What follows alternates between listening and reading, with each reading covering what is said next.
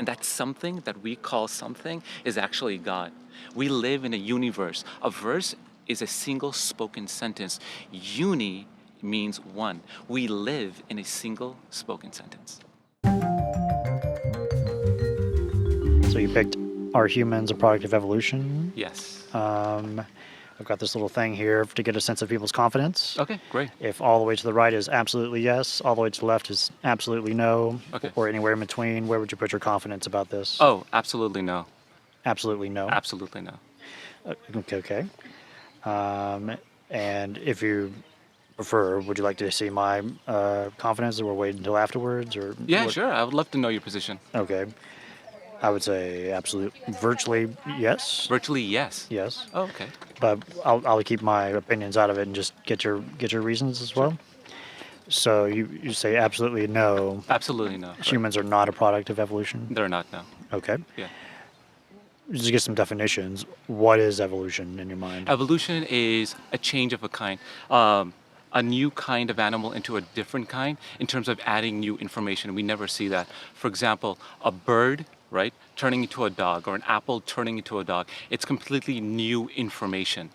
That's what we don't see today. So I'm talking about macroevolution. I'm not talking about microevolution. We have little dogs, we have large dogs, right? That's microevolution, which is a variation within its kind. You have small birds, you have big birds. When Charles Darwin went out to the Galapagos Islands, right, he noticed the finches, the beaks, right? And he said, hey, you know what? Some beaks are narrower, some are longer, some are shorter. But all he saw was a variation. He didn't observe a different kind of animal turning into a brand new type of animal. Never been observed, ever. Okay, so there's a difference between macroevolution and micro. Yeah, I believe microevolution does occur, it does happen. I don't like the fact that evolution is tied with microevolution. I feel like it should be taken out of our public school textbooks and given a different names, but it's in there, so there's nothing we can do about it. What we're being taught inside the schools today is macroevolution, where we have a chimp or a monkey actually turning into a human being. It's never been observed. All we find today are fossils in the dirt, right? Fossils don't talk to us. Fossils have no proof that they had any kids. Third, we don't see any evidence that the fossil that we see in the dirt produced something else other than its own. We never see that. It's never been observed. Not only that, when we look at the DNA, we never observe DNA, right, writing new information. Right? Let me establish what information is. If I give you jumbled up letters on a piece of paper, right, it doesn't mean much to you, right? But if I organize them in a fashion and write HELP, automatically that's a language and that's an information. That's what we have in DNA. DNA is the language. It has the language to write the language, and it also can read itself as well. Today in society, not in society, but today what we observe in our world today is the exact opposite. We don't see new information being created. We don't see new information being created through DNA. Through any type of animal. We see a scrambling of information. For example, let me give you an analogy. Are you familiar with like Microsoft PowerPoint, Microsoft Word? Okay. If I were to give the code for Microsoft PowerPoint, right? And evolution is by chance, by randomness. Right? So first of all, before we even begin this discussion, if you believe in evolution, your brain, your thoughts, is a product of chance and a product of randomness. First, we need to establish how can we trust your thoughts? How do we trust your thoughts? How do we trust your theory that evolution is actually true? If your mind is a product of chance. So your current understanding of DNA is that it's a random... It's not random. It's not random, but people who believe in evolution say it's random. Therefore, the people who believe in evolution, they state that DNA, we can get new information. But I would like to see any, like mutations, like we see turtles today, right, with two heads. We have some people being born with an extra finger, right? We see fishes, right? Very famous, like Tiktaalik, right? And we see other fishes inside caves. They can no longer see. Whatever evidence that they show us today for mutations is a loss of information. It's not an addition of information. And that's what I would like to see. If evolution is true, I don't want to see scrambling of already pre-existing information. I want to see brand new information. My example of brand new information is, show me a horse. They've been racing horses for how many years? Like 40, 50 years, right? They spent millions and millions of dollars on horses. By now, they should have a horse that should be able to fly, shouldn't they? If they can just create more additional information. But if you look at the horse races today, right? It's pretty consistent, right? You got some high speeds, you got some low speeds, but they're all a horse. We see dogs today, four-legged animals, right? We don't see any new information there. Okay, lots of information there. If it, I'm not saying this is the case, but if evolution turned out to be true to your satisfaction, how would that affect your life in any way? What would that mean for you? Would you live your life any differently? Oh yeah, if Yeah. evolution is true, Yeah. then we will live our lives just doing whatever we feel is right. Because Hitler, right? What did Hitler do? He killed like 6 million Jews, right? Why? Because he thought that he was right, right? He said that, hey, you know what? These guys are predominantly ape, right? Their jaw structures are closer to that. Kill them off. Hey, you know what? We want to speed up the process of evolution. With evolution today, they say, you know, religion has caused so many deaths, right? That's not true. Look at Pol Pot. Look at Hitler. Majority of the deaths, like murders that have happened in the past, is because of evolution and atheism. Even with atheism, it's a sense of belief. And it's interesting today, we're having this discussion today, we're arguing against design, against intelligent designs by reasoning, by thoughts that are being designed by us. Isn't that true? Those are some positions of Right. people, yeah.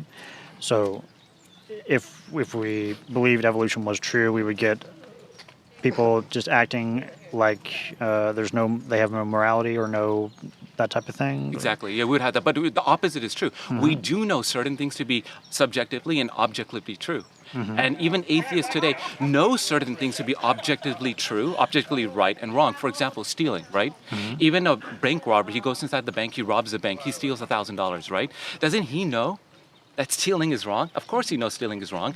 But if some other thief goes to that guy and steals from him, he instantly knows, hey, you know what, I'm being cheated. There's a sense of injustice that's occurred. Where do we get this idea of injustice and justice?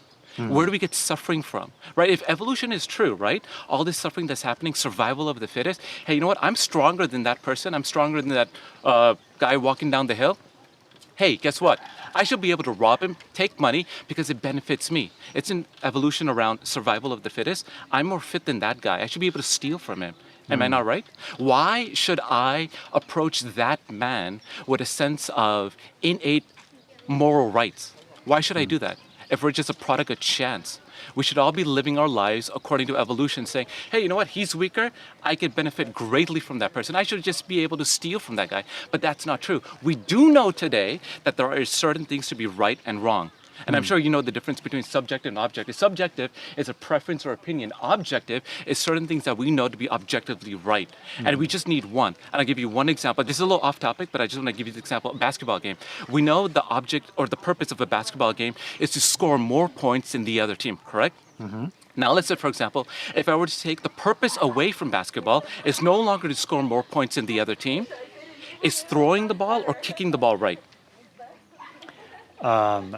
For basketball, throwing it is you shouldn't kick the basketball. No. Okay. So But you there's should no, throw the it. purpose is gone. There's no more scoring more points than the other team. Which one is right?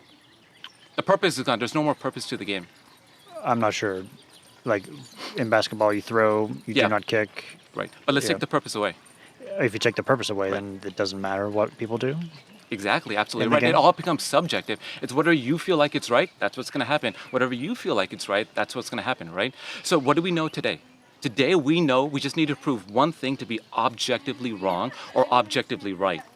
Instantly we realize that there's a purpose to life. If you can say something's objectively right or wrong, we know there's a purpose in life. If there's a purpose in life, we immediately know that we're a product of intelligent design, not of chance or randomness. So if we find something that to be objectively right or wrong, that implies purpose, and purpose implies we were intelligently designed Absolutely. by a god. Yeah, absolutely. This is a little off the evolution thing. I'd like to ask you one question, right?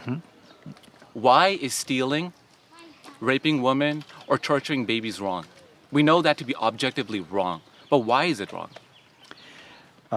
Good question. It comes down to your system of ethics and values, how you justify those. People say it's wrong there because a God says so. That's one way, or because it's not with that God's character. Another way is basing it on suffering or well-being.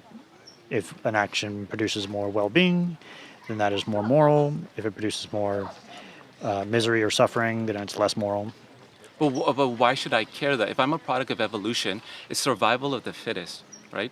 Why should I care for somebody else? I'm benefiting. My family is benefiting. I can steal $1,000. My whole family would benefit. I could take them on a trip. I could give them food for the whole month. Why should I care though?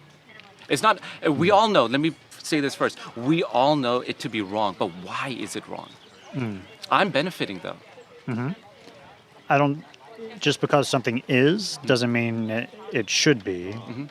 Just because we find something in nature, for if evolution does imply animals are there because of survival of the fittest, that doesn't necessarily mean we need to go off that as a moral standard for our own lives. So we don't have to go by that. Okay. We can argue against, different values with each other and see which ones stand up to scrutiny. Okay. So like stealing that or murder or like that, we can argue that's wrong based on pure reasoning against certain values. Okay, but still, it doesn't answer the question why it's wrong. We do know that it is wrong, but anyway, that's a moral argument. Let's put that aside. Yeah. What would you say is your best argument, your best evidence for evolution? The best evidence for Right. evolution? Yeah, if you, the single most best evidence. I think it comes from the DNA evidence. DNA evidence. Okay, so it's macroevolution. Would you want to start from the beginning? Like the Big Bang, it states that everything got created from a nothing, from an infinitesimal region. That's nothing, right? I think evolution only applies to life. Right. All life comes from a common ancestor, and that common ancestor produced through evolution. Could you give me one diversity of example life. of one species, of one kind of animal turning into a brand new kind of animal? Over a single generation? Or just any animal? Like, because evolution, I think, if you take away time from evolution, where it says it's billions and billions of years, right? If you take the time equation out of it, I feel like evolution is virtually impossible for you guys' theory, because you guys need time. Like, if I were to tell you today Yeah. that a girl kisses a frog, it turns into a prince, you would tell me it's a fairy tale, put it in a children's book, and close it away. But if I were to tell you a frog can turn into a prince over billions of years, all of a sudden, it could be in our public schools textbooks, and it's considered science. But so I want to know from your perspective, like, what is your best evidence for one kind of animal turning to a brand new, different type of animal? I'm not talking about a big dog or a small dog. I'm not talking about like a tiger or a liger or a lion or something like that. I'm talking a brand new type of animal. That includes all life. All life, yeah, exactly. Yeah. All life. Every single living thing is an example of something produced through evolution. Okay, how is that though? How is that? Yeah. Through the process of natural selection over billions of years. Okay. But where do we observe that though? There's different ways. Okay. There's the DNA evidence. We can sequence DNAs and see how how different living organisms relate, how the DNA matches, and we can tell, like for example, humans and chimpanzees share about 99% of DNA. Well, that's not including junk DNA, and they're sequencing it in their methods, how they want to see the DNA actually. And now, before they said 99, then it was 98, and it went back to 91. But anyways, if you want to use the argument for similarity, right? If I were to give you a Honda Civic, would you agree that the Honda Civic and the Honda Accord share similar parts? Like maybe the brand of tires are the same, they're both made out of rubber tires? Sure. How about the navigation system, the software powering the navigation system for the Honda Accord and the software for the Honda Civic also are probably sharing similar lines of code, maybe even thousands of lines of code which are similar on both navigation systems? Similar bolts, right? Similar tools to actually even create the car. Just because they're similar, would you say the Honda Civic evolved out of the Honda Accord over millions of years? Or would you say they have a common designer like a Honda? I would say they share a common ancestor of like designs. Okay. Honda. Of Right? So now when you look at life, right? You look at DNA and you look at all these other animals around, they share similarities. Why don't you draw the conclusion that if they're similar in design, that they have a common designer, and his name's God? through the theory of evolution, Okay. it makes accurate predictions, Okay. and it's falsifiable, Okay. and it's yet to be falsified. Mhm. It explains all of the data best. And intelligent design does not make future testable predictions, or if it does, it's been falsified. How has it been falsified, and what are you falsifying in terms of the fine tuning of the universe? What doesn't have to do with the universe is just life. Okay. If an intelligent design model predicts we would find all fossils in certain layers, like not before a certain layer of time of rocks, and we find animals in rocks that are older than a certain amount of Are you time, talking about the geologic column? probably, yeah. Okay. Now the geologic column, right? They have the Jurassic, Triassic, different type of eras inside the geologic column, correct? Right, and that's how they date it. How do they date the fossils inside the geologic column? Variety of methods. How? Probably radiometric dating Potassium and argon, other carbon 14 ways. dating. Right? Okay. The way that they date the fossils inside the geologic column is when you send. I'll catch up with you guys. When you actually send, I don't know if you ever sent a bone or fossil to get it tested, right? This is something that I'll just leave you with right now. I forgot your name. Reed. Okay. Take a bone that you find in the dirt, send it into the laboratory to get it tested. Send it to 5 different laboratory for testing, right? For carbon dating or potassium argon or whatever radiometric dating that you want to do. And cut the bone up and send it to 5 different areas. You'll get 5 different answers back in terms of the age of the fossil. And when you actually send it in, they're going to ask you on that sheet of paper, where did you find it? And what layer of rock did you find it? That's what they're going to actually tell you. Today, actually, we found some dinosaur tissue, actual dinosaur tissue that we've actually found today. And that they said it was like 60 million years ago that dinosaurs actually lived. But we actually find actual dinosaur tissue today that we can actually study today. And of course, they try to disprove it, obviously. But try sending a bone in to 5 different areas, the same bone, cut it in pieces, and see what answer you get back. You'll see it varies greatly. In the geologic column today, they tell you the age of the fossil by the layer it's found in. They determine the layer inside the geologic column by the bone that they find, the fossil that they find. It's circular reasoning, actually. I'm not sure about that, but so that's one way. It's going by the fossil evidence. Yet I think all of this bases around the existence of an intelligent designer. Would you believe in an intelligent designer? I don't. You don't, okay. No. And why wouldn't you believe in an intelligent designer? The lack of sufficient evidence. Okay. If, for example, if I were to give you like alphabet cereal soup, right? And in that cereal, like there's letters inside there, right? And then it showed up that it said, hey, you know what? Help me, I'm stuck. And those letters just align themselves. Would you believe that? Just by pouring out the soup? Or Yeah, in the bowl it said, help me, I'm stuck. Would you say, hey, you know what? That's totally possible. That happened by chance. by random chance? By random chance. I would say that's very unlikely. It's very unlikely, right? So that's what we notice in our DNA. A DNA, you can actually print out the DNA. It can fill the entire Grand Canyon. It's a very complicated set of code that we have inside the DNA today. It's extremely complicated. Okay, so we can recognize information and language today, right? But if but what you're arguing is chance and randomness and time. So let's say, for example, let's give you an analogy. The mutations are random, the selection is not. Excuse me? The mutations are random, the selection process is not. So there's a predefined method in terms of how it selects? It selects based on the survival of the species through the environment. Okay. But then why don't we exercise that today? Like, if I'm strong, why don't I exercise my right to overpower weaker people? Why should I care? Because our values aren't based on nature, Okay. but nature principles. But if we're a product of evolution, right? If we're a product of evolution and we're just a product of randomness and chance, survival of the fittest, why should I even care? Like, I don't understand. Natural selection isn't random, and even if it was, that doesn't connect to our values being based on nature.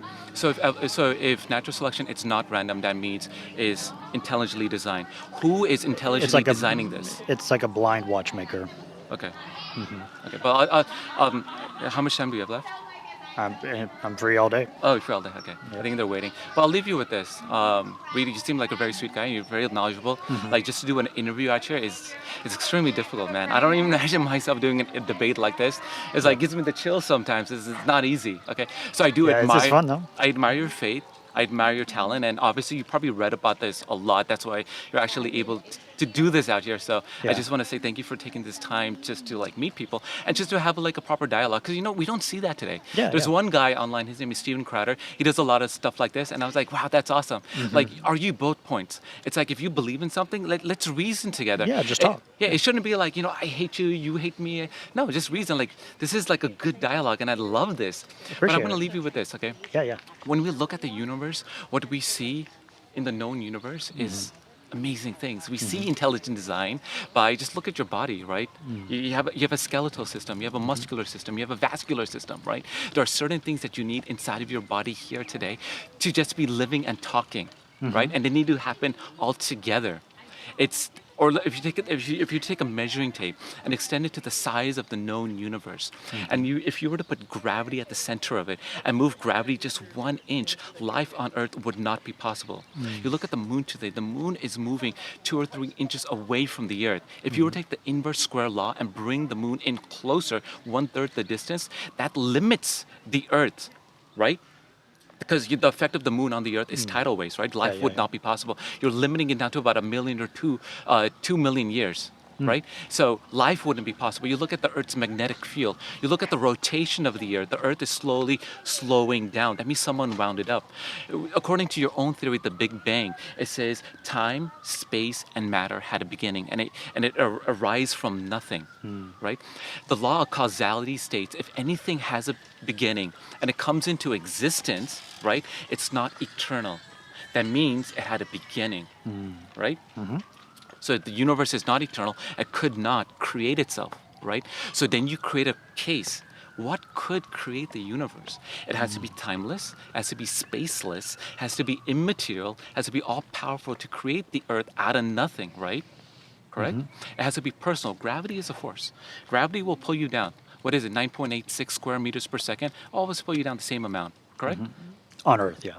Yeah, it's not a personal force. It's an impersonal force. So this force or whatever this something is that created the earth has to be personal to create the earth, to be able to choose. And right there, you've got a case. You've got a case of something that created the entire universe, Gotcha. right? And that something that we call something is actually God. We live in a universe. A verse is a single spoken sentence. Uni means one. We live in a single spoken sentence. Interesting. Very fascinating. It was great talking with you here today. Great talking to you, Daniel. Yeah, If you see me again, maybe we could pick it up and absolutely. Yeah, this talk would be about something great. else. Love it. Yeah. Love it. Oh, great, Reed. Pleasure meeting you. Nice to meet you. Definitely be praying for you. You cool. Thank you. Take care, man. You too. Have a great one. Bye. Hey, can we take a photo together? Sure.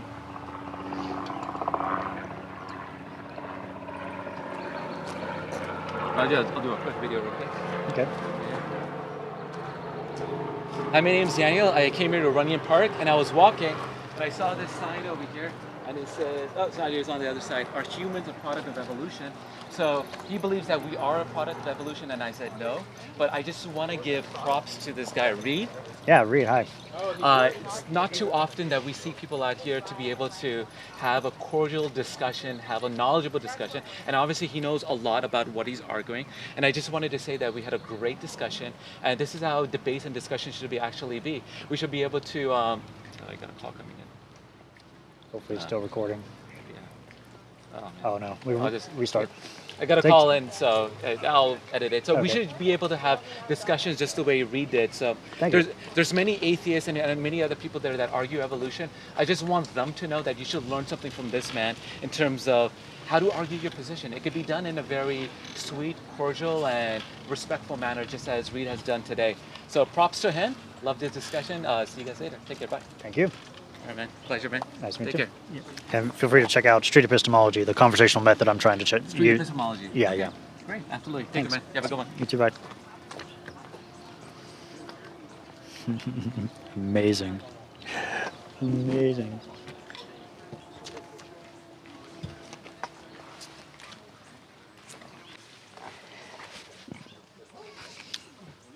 fascinating discussion with Daniel there. He believed in intelligent design, had all the talking points, and I just let him explain all of that. I think the key question I asked there was, about how he would live his life differently if he came to believe evolution was true, and then he went straight to morality and purpose. So it's all like this is a great example of intuitions coming first, strategic reasoning second.